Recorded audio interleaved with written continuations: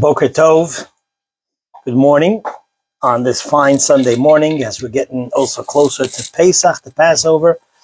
I want to, as we always do, start the class with a mitzvah, putting a coin into the tzedakah pushka. So here we go. Always good to start that way. It's also a way to ask Hashem for blessing in the class today so that we all study and learn and grow and are inspired, etc. So there's a lot we could talk about as usual. Where's my chumash, my trusted chumash over here? So let's go over here. And so the title of today's class is When a Leader Sins. Perhaps apropos to some of the political stuff that's going out there, but I'm not really interested in discussing that, but the lessons from the Torah portion that we can learn. Okay, so why are we having this discussion? And hopefully we'll also, tie it in, or at least have a bit of a Pesach discussion as well. Although next week's class, I think we will focus totally on Pesach, on Passover. So this past week was Leviticus, Vayikra. Let's start with our bracha and our coffee. Let's do it. And if you have your own coffee, say a blessing with me. If not, answer Amen. Baruch Ata Adonai Eloheinu Melech Haolam Shakol Niyeh B'Dvarei. I mean, I will say that yes, of course, leaders in this country being in the news for sins is not a new thing. There's no question that when you're in a leadership position, you have to be very responsible to that position, in knowing that you're a role model and people learn from you and so on. But let's talk a little bit about. Let's first go to the parsha, okay? So the portion in Vayikra, Leviticus, chapter 4, and this is verse 22. As usual, I like to start with God's holy words, Asher Nosi Yechta, V'osa Achas Mekol Mitzvahs Hashem Elikov Asher Lo Yiseh Sana Bishgoga V'oshem. Sorry. So here, he translates over here, if a leader sins, the word Jewish is not in the literal translation. If a leader sins unintentionally, violating any of God's commandments, which are prohibited, incurring guilt, he should bring a perfect male goat as his offering. And the Torah goes on to talk about this parsha, the Vayikra talks about the different guilt offerings that you have to bring. And there's a unique special offering that a leader, in this case, the leader of the Jewish nation, would bring in the days of the Bet HaMikdash, in the days of the Holy Temple, as an atonement for his inadvertent sin. So there's a language, it's amazing. Torah is God's instructions to us. And there's so much that we learn just from the nuances of how the Torah chooses its wording, an extra letter, a change of expression. It teaches us so much, and there are mountains of commentary sometimes on just the change of an expression in the Torah. The Torah and God did not want to give us everything spelled out, but since it's God's perfect document of teachings to us, there are hints and instructions that can be learned from just different nuances, and it's just beautiful for us to be able to see that and decipher that and so on, especially as we turn to the holy commentaries of the ages who give us such beautiful insight into all of this. So in this particular case, this is not the first instruction from the Torah of what to do when bringing a guilt offering. The Torah before also talks about the different types of sinners, different ranks, different types of sacrifices, karbanot. But here the Torah changes one word one word, instead of saying im nosiyechta, if a leader will sin, as it says before by the Kohen HaMashiach, by the anointed priest. Over there it says, Ve'im HaKohen HaMashiach. Also, when talking about the nation collectively sinning, it says im, aleph mem. Here it says asher. Now, in the English, it is usually translated the same because im means if. Okay? Im Kohen HaMashiach Yachta, if the Kohen will sin. Asher can be translated as if, but more literally, Asher is translated as when the leader will sin. So the Torah changes the word from im to asher. To asher. Again, from if to when, if you take these words most literally. Now, there's a lot of beautiful stuff to learn over here. So bear with me on this fine Sunday when we are dedicating our time for Torah. So, Rashi, the Uber commentary, super commentary on the Torah, points out that the reason why the Torah says Asher, he says that Asher is related to another very similar word that many of you in the audience will recognize, related to the Ashrei prayer that we say 3 times a day. Ashrei Yoshvei Veisecha. If you were in camp, you know that song. Okay, so let's look into Rashi. Do I have the actually Rashi over here? Okay, so this is from Rashi. Listen to Rashi. In this particular Chumash, they only have the English translation of Rashi, not the original Hebrew, which I like to share the holy original words of these great commentaries. But this is what I have in front of me. So he says like this, Asher. Remember, we changed from im to Asher. The word Asher is etymologically related to the word Ashrei, meaning fortunate. The verse is intimating, fortunate is the generation whose leader takes it to heart to bring atonement for his unintentional sin. How much more so will he feel remorseful for the sins he has committed willfully? So what is Rashi telling us over here? Rashi is telling this, and this is Rashi's quoting from the sages, that the reason why when talking about the leader of the nation, the Torah chooses to change the word from im to asher, because asher is related to the word ashrei. Ashrei also means fortunate, and the Torah is teaching us that the generation is fortunate when the leader acknowledges their mistake, because we're talking about over here a mistake, but when the leader acknowledges it, in today's sort of leadership, political world, it's very risky to acknowledge a mistake. But here Rashi tells us no, or the Torah tells us by changing the word to Ashrei. Ashrei, fortunate is the generation that its leader acknowledges and is willing to atone for its mistakes, how much more so for its advertent sins. That's what Rashi tells us. Okay. There's other commentaries. There is the Rabbeinu Bachya, Rabbeinu Bachaya, also one of the early known commentaries, and he says the following. He says, he's seemingly a little bit more literal. He says, why does the Torah change from im, if a leader sins, to when a leader sins? Says Rabbeinu Bachaya the following.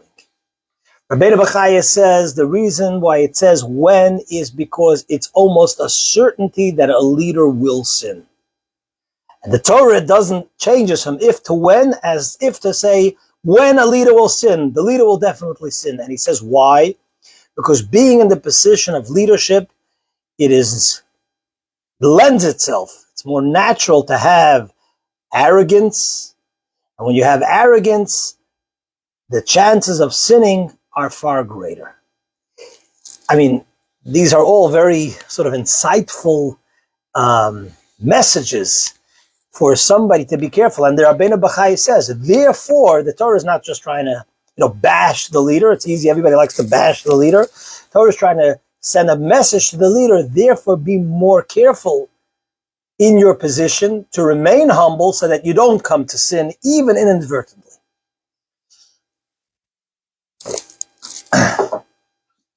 The Siparna, also one of the great early commentaries, says something similar. He says, Asher nasa yechta, when a leader sins. If I remember, the wording he uses is matzui hadavar. It's very, very common for the leader to sin. Why? Because I don't think he elaborates as much as Rabbeinu Bachaya, but it seems from him as well that it has to do with the position. So if we understand this, and we discussed, by the way, this topic once before, I don't remember how long ago, we had this discussion. Today we're going to add some nuances. Also, again, as mentioned before, talk about Pesach. But if I remember correctly, we have discussed this issue in a previous class over here on Facebook. So I saw that Rabbi Y.Y. Jacobson, Yosef Yitzchak Jacobson, a great teacher, scholar, he, and I'm not sure where his origin, I don't know if this is a discussion from the Rebbe, I'm not sure, but I saw that he brings a positive side to this. Very beautifully, a very positive side. But just to sum up what we've had so far, Rashi says, fortunate is the leader that and acknowledges their mistakes and will atone for their mistakes. Rabbeinu Bachaya and Seporna seem to say Asher over here means more literally when a leader sins, but it's basically inevitable for a leader to sin. Why? Because of his position and his aloofness and so on and so forth. What are the lessons? We'll get to the lessons, both on various levels. Rabbi Jacobson adds a nice little nuance, and his nuance that he adds is a positive nuance, and that's the following.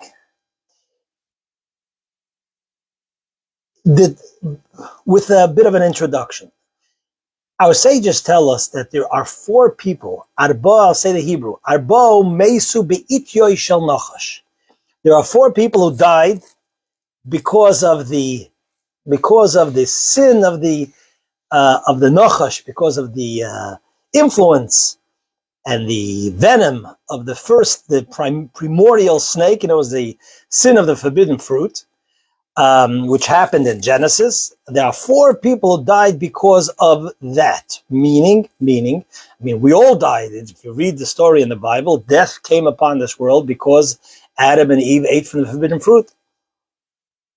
So what does it mean four people died? It means that these four people were totally pure of sin, and they died only because of the decree of the forbidden fruit. Otherwise, they would have lived because there was no guilt in their life. They were, as we say, pure as the wind-driven snow. Who are these four people? Amram, the father of Moses. Benjamin, the brother of Joseph, one of the 12 leaders of one of the fathers of one of the 12 tribes. Benjamin, son of Jacob. Yishai, the father of David. And Kilov, if I'm pronouncing that correctly, the son of David. So David's father and one of David's children. These are the four people that were totally pure of sin their entire life. And therefore, there was no reason for them to die. There was no unholiness, no spiritual schmutz that they needed to be cleansed, which is part of the process of dying.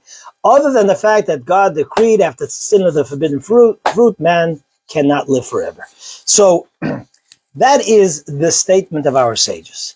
And the obvious question over here is, these are four names that we almost don't know who they are. If anything, we maybe know them as the father of, which is interesting that when it comes to Amram and Yishai and Benjamin, We know who these people are, but it makes a point to tell us the son of, the father of, the child of. So the question over here is, I mean, didn't we have greater men throughout history? We have Moses, we have Abraham, we have David himself. But here we don't mention these people. We mention what seemingly are people that are less known. We almost know nothing about them, or we don't know any impact they've had on history. So Rabbi Jacobson goes on to make the point that is the point. The reason why these four people are listed as those who died only because of the sin of the forbidden fruit is because they wore what we call in Yiddish a tzaddik in pelts. You know what a tzaddik in pelts means? A pelts means a warm sort of Russian fur coat. And there's an analogy given about somebody is a tzaddik in pelts, meaning there are two people. When a person is cold, there are two ways to warm yourself up. One way to warm yourself up is that you light the fireplace and it becomes warm. Another method is to put on a warm fur coat. What's the difference? When you put on a warm fur coat, you're only warming yourself. When you put wood in the fireplace, everybody in the house benefits from that and is warm as well. So there's an expression called atzadik in pelts. You're holy, but you're holy for yourself. You basically become a hermit. You seclude yourself from any outside temptation, as well as trying to influence anybody around you. I'm holy, I do the right thing, I'm good, I'm righteous. So these four people were most righteous, and we learn from them and we're inspired by them. But they were not leaders. They were not people who we find in any way, shape, or form went out and really did anything to have impact on those around, or at least very little. In other words, life is much sort of safer when you don't take a stand, when you just protect yourself. A leader, asher nasi yechta, a leader will sin, is a compliment. There's a positive side to it. If you are going to be a leader, there will be times where you are going to take a stand. You're going to have to take a stand. You're going to have to take a course of action. You're going to have to make a decision which direction to go. It's inevitable, says the Torah is alluding to, that sometimes you will make a mistake because you're a human being. But it is better. Ashrei, Asher. Here I'm putting the two explanations together.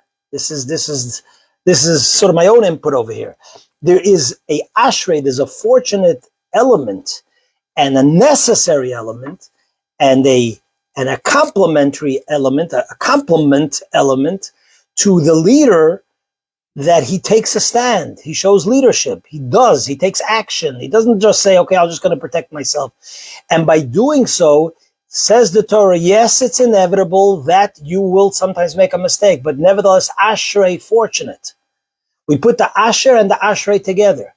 It is much safer, much easier to just protect yourself, but that's not what is real. That's not what leadership is about.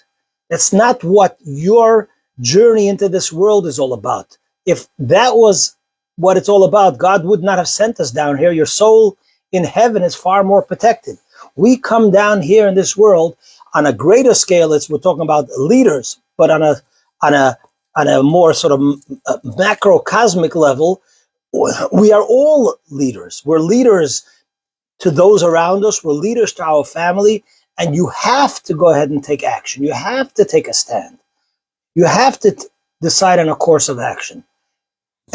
Who was it who said, I'm not good with remembering really names. He says, I took one of the, I don't know, it was Michael George, one of the known basketball players says, I missed, 40% of the chance of the shots I took, but I missed 100% of the shots that I did not take. I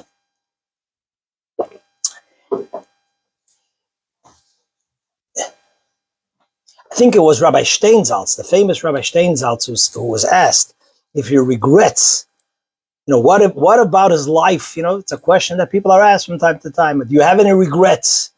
He said, look, I do not regret the actions I took, but I made a mistake.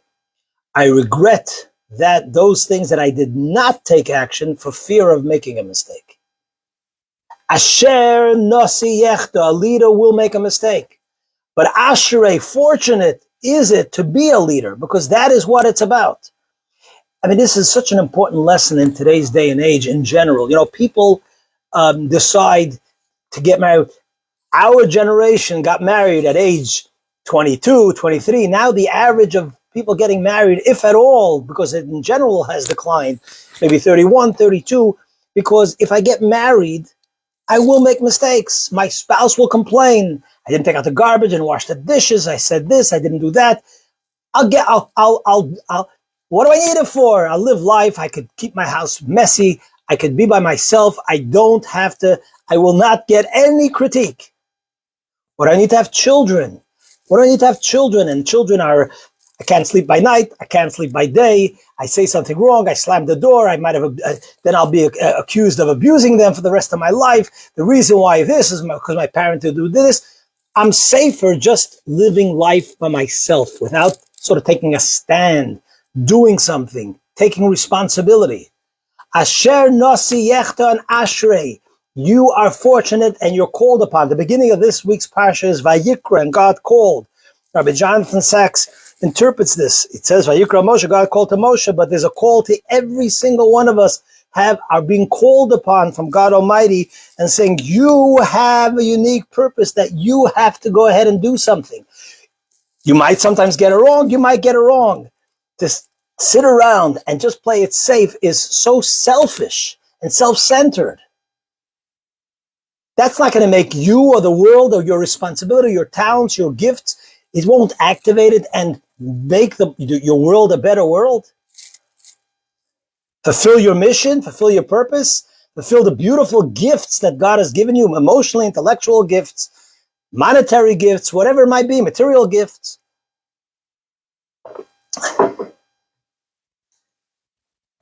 There are so many ramifications, repercussions to a generation that's grown up having so much and playing it so safe and being so self-absorbed. Statistically, there's so much of the decline that's associated with that. But here, the idea is not to focus on the negative, but on the positive. Take a stand in your life, do something. You might make a mistake. So there's 2 points. That's what the Torah over here is telling us so beautifully. There's 2 reactions to that mistake. One is, you gotta keep on doing. Number 2, you have to learn from your mistakes. Just to say, okay, I make a mistake and do it again. No, of course not. Ashrei, if you're going to be arrogant and you're going to say, I never make mistakes, that's not what's going on over here. That's where they work both together. When a Nasi will sin, we're saying it as a compliment, meaning take action, you will make mistakes.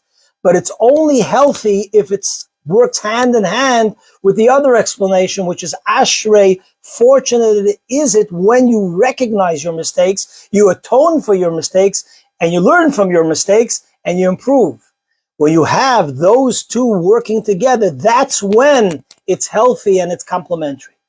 When, God forbid, you just make mistakes and say, big deal, I'm you and make mistakes, and you keep on making those mistakes, and you don't take responsibility for those mistakes, you're not held accountable for those mistakes, nishgit, it's not good.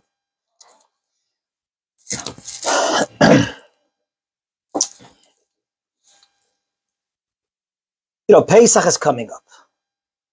One of the first things that we say on Passover, talking about not just being self-absorbed, one of the first things we say on Passover, we open up the Seder and we say, Kol ditzrich yeseh v'yifsach. Whoever needs should come and have Pesach, should come and participate in the Pesach Seder with us. In the laws of Passover, one of the first laws of Passover is to make sure that everybody has what they need for Passover. It's called ma'os chitim, food for wheat.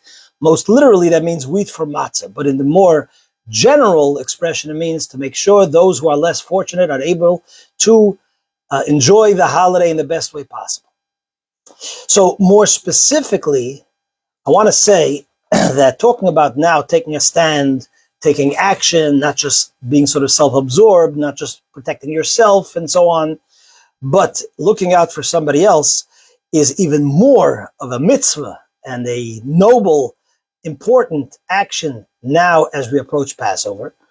So perhaps you should adopt a family. First of all, you should make sure that your own spouse, especially the women, because a lot of times it's the women who clean and work hard for Passover.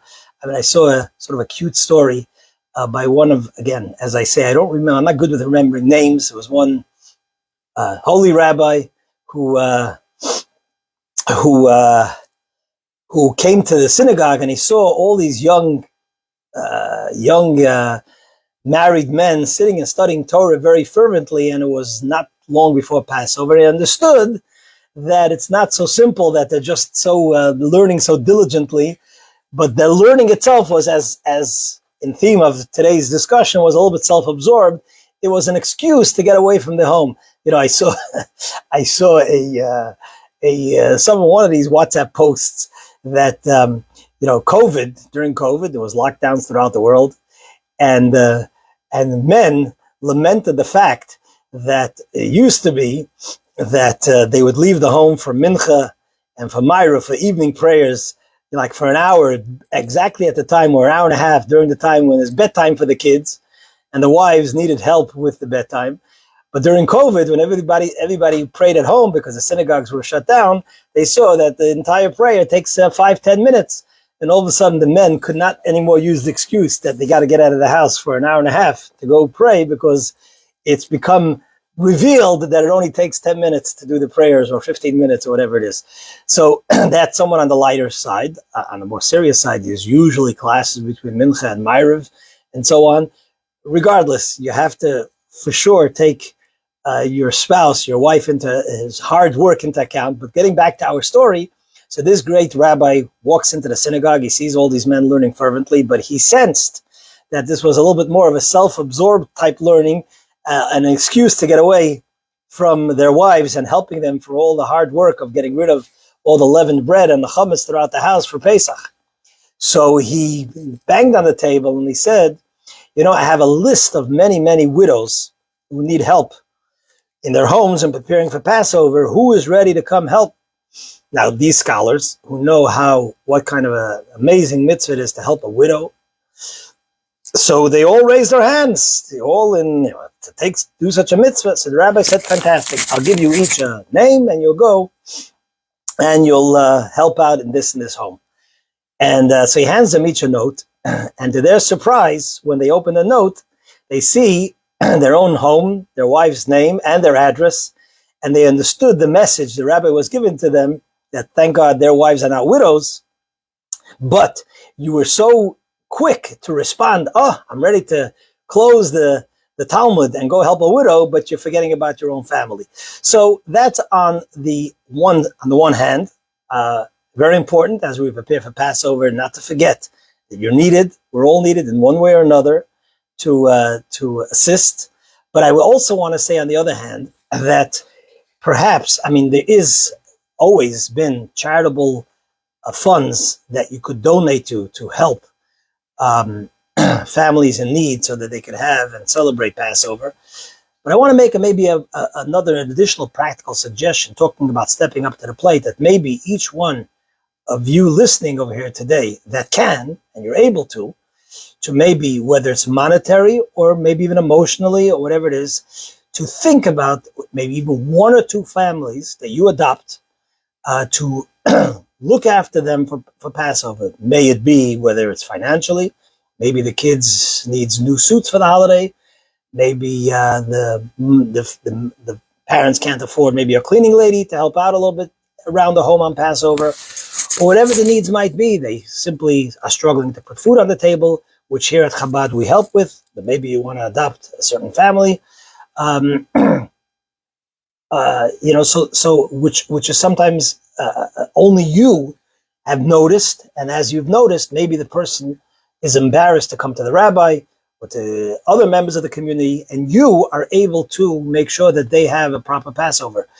Or you want to go through Chabad, so we could do it in a respectful way. Either way, I would recommend that in preparing for Passover, one of the great ways to prepare for Passover is to go ahead and pay attention to one or two individuals, and you see what their needs are, so that they could have a wonderful and celebrate Passover in a relaxed and uplifted, spirit. I saw a story, and with that I'll conclude, about one of the great tzaddikim who on Passover night would meditate on great sort of Kabbalistic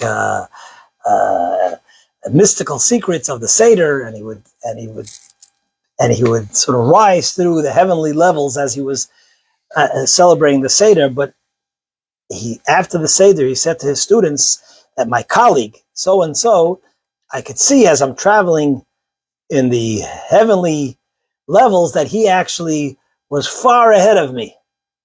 So the colleagues were very intrigued, and after the holiday, they inquired, what is it that their teacher's colleague did that actually earned him that so much greater level of holiness on Passover night? And they found out that one of his either disciples or relatives sent him a large sum of money for himself personally, so that he could experience the holiday in abundance, and instead of keeping it for himself, he distributed it amongst all the needy in the town.